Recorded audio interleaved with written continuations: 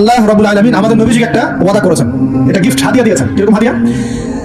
আমাদের নবীজিকে আল্লাহ পাক বলেছেন, হে মুহাম্মদ সাল্লাল্লাহু আলাইহি ওয়াসাল্লাম, তোমার উম্মতের মধ্যে কোনো ব্যক্তি যদি আসমান জমিনের সমান গুনাহ করে কিন্তু তার আমলনামায় শিরকের কোনো পাপ থাকে না, শিরকের কোনো গুনাহ নাই, আমি তার সামনে আসমান জমিন সমান ক্ষমা নিয়ে হাজির হব ইনশাআল্লাহ। মা কেমন আছে? ভালো আছে। ডাক্তার ভালো ছিল, তাহলে মাকে বাঁচানো যেত না, বাস ঠিক হয়ে গেল। বলছে নৌকাটা ডুবে যাচ্ছিল, মাঝি ভালো ছিল, তাহলে নৌকা ডুবে যায়।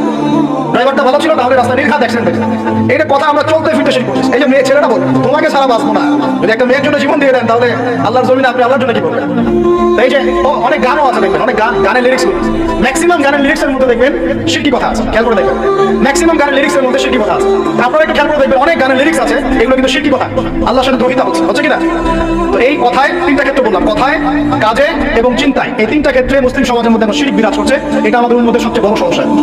আল্লাহ পাক আমাদের সবাইকে শিরক মুক্ত আমল করা তৌফিক এনায়েত করুন। সকলে বলে আমিন।